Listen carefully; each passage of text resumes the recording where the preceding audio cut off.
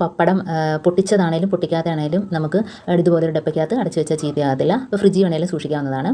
പറഞ്ഞാൽ സാമ്പാർ പരിപ്പ്. അപ്പോൾ ഇത് നമുക്ക് പുറത്ത് വെച്ചാൽ പെട്ടെന്ന് അത് ചീത്തയായി പോകും. അതിനകത്ത് പ്രാണിയും മണ്ടൊക്കെ കയറിയിട്ട് ചീത്തയായി പോകും. അപ്പോൾ നമ്മളൊന്ന് ചട്ടിക്കകത്തിട്ടൊന്ന് ചെറുതായിട്ടൊന്ന് ചൂടാക്കിയിട്ട് വെച്ച് നോക്കേ, എത്ര ദിവസം വേണേലും ഇരുന്നുള്ള ഒരു കുഴപ്പമില്ല. അതല്ലെങ്കിൽ നമുക്ക് ഇതേപോലെ തന്നെ ഫ്രിഡ്ജിനകത്ത് വെച്ച് സൂക്ഷിക്കാവുന്നതാണ്. നമ്മൾ റവ മേടിച്ചാലും ഇതേപോലെ തന്നെ പെട്ടെന്ന് അതിനകത്ത് വണ്ട് കയറി പുഴുവൊക്കെ ആയി ചീത്തയായി പോകും. അപ്പോൾ നമ്മൾ എന്തോ ചെയ്യണം, ഇതേപോലെ ഒന്ന് ചട്ടിക്കകത്തിട്ടൊന്ന് ചെറുതായിട്ടൊന്ന് ചൂടാക്കിയിട്ട് വെച്ച് നോക്കേ, എത്ര നാളായാലും അതിന് കേട് വരത്തില്ല, ഒരു കുഴപ്പമില്ലാതിരിക്കും. ഇതൊക്കെ മേടിച്ചാൽ ചില സമയത്ത് തണുത്ത് പോകും. അപ്പോൾ നമ്മൾ എന്താ ചെയ്യണം, പാന് അടുപ്പത്ത് വെച്ചിട്ടൊന്ന് ചൂടാക്കിയതിന് ശേഷം ഇതെല്ലാം ഒന്ന് നിരത്തി ഇട്ട് കൊടുക്കുക. തിരിച്ച് മറിച്ചൊന്ന് ഇട്ട് കൊടുത്തിട്ട് ഒരു 5 മിനിറ്റെങ്കിലും ലോ ഫ്ലെയിമിലിട്ട് ഒന്ന് തിരിച്ച് മറിച്ചിട്ട് കൊടുത്തിട്ട് എടുത്താൽ മതി. നല്ല ക്രിസ്പി ആയിട്ട് തന്നെ ഇരിക്കും, ഒരു കുഴപ്പമുണ്ടാകത്തില്ല. ഞാൻ പച്ചരിയാണ് എടുത്തിരിക്കുന്നത് കുറച്ച്. അപ്പോൾ ഇതേപോലെ കുറച്ച് ദിവസം നമ്മൾ എടുക്കാതിരിക്കുമ്പോഴത്തേനും അതിനകത്ത് മണ്ടൊക്കെ കയറി പ്രാണികളൊക്കെ കയറിയിട്ട് ആകെ എന്തോന്നായിപ്പം. അപ്പോൾ നമ്മൾ ഇതേപോലെ കുറച്ച് എടുത്തിട്ട് നല്ല എരിവുള്ള മുളക് പൊടി ഇട്ട് കൊടുക്കുക. നല്ല എരിവുള്ള മുളക് പൊടി ഇട്ട് കുറച്ച് കഴിയുമ്പോഴത്തേനും നമുക്ക് പ്രാണികളൊക്കെ മേപ്പോട്ട് എഴിഞ്ഞ് കയറുന്നതായിട്ട് കാണാം, അതിൻ്റെ അകത്തുള്ള വണ്ട് അതൊക്കെ. അപ്പം മുറത്തിന് ചുറ്റുവശവും കുറച്ച് എണ്ണ തേച്ച് കൊടുത്താൽ അത് കയറി അങ്ങ് പറ്റി പിടിച്ചിരിക്കുന്നത് നമുക്ക് കാണാൻ പറ്റും. അപ്പോൾ ഇതേപോലെ ഒന്ന് ചെയ്ത് നോക്കുക. അത് പച്ചരിയാണെങ്കിലും ശരി ചാക്കരിയാണെങ്കിലും ശരി ഇതേപോലെ ഒന്ന് ചെയ്ത് നോക്കിയാൽ മതി.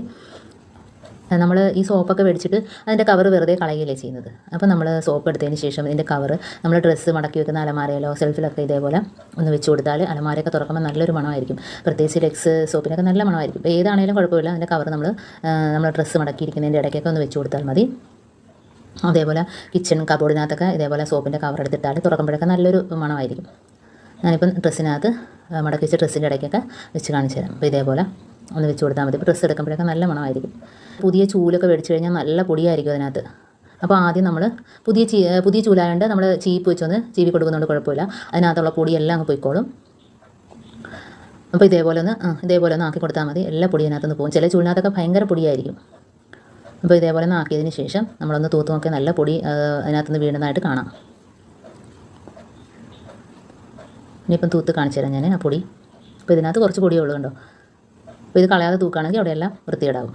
ഉഴുന്ന് കടല പയറ് പരിപ്പ് ഏത് സാധനം ഇതേപോലെ എടുത്താലും കുപ്പിയുടെ ഒരു മുകൾ ഭാഗം ഇതേപോലെ ഒന്ന് മുറിച്ചെടുക്കുക. എന്നിട്ട് അതിനകത്തോട്ട് ഇതേപോലെ ഒന്ന് വെച്ച് കൊടുത്തിട്ട് ഒരു റബ്ബർ ഇട്ട് കൊടുത്താൽ മതി. അപ്പോൾ നമുക്ക് കുപ്പി പോലെ തന്നെ ഉപയോഗിക്കുകയും ചെയ്യാം. പ്രത്യേകിച്ച് അതിന് ടിന്നൊന്നും വേണ്ട, അതിനകത്ത് പ്രാണിയോ പാറ്റോ ഒന്നും തന്നെ കയറത്തേയില്ല. അപ്പോൾ ഇതേപോലെ തന്നെ നമുക്ക് വെച്ച് സൂക്ഷിക്കാവുന്നതാണ്. അപ്പോൾ ആവശ്യത്തിന് തട്ടിയെടുക്കുകയും ചെയ്യാം, അതേപോലെ തന്നെ തിരിച്ച് ഇട്ടും കൊടുക്കുക. അപ്പോൾ ഇതേപോലെ തന്നെ നമുക്ക് അലമാരയ്ക്കകത്ത് സൂക്ഷിക്കുകയും ചെയ്യാം. അപ്പോൾ ഇത് എളുപ്പമാണ്, നമുക്ക് പ്രത്യേകിച്ച് ടിന്നൊന്നും വേണ്ട ഇതിന്. അപ്പോൾ കുപ്പി പോലെ തന്നെ തട്ടിയെടുക്കുകയും ചെയ്യാം, അതേപോലെ തിരിച്ചിട്ട് കൊടുക്കുകയും ചെയ്യാം.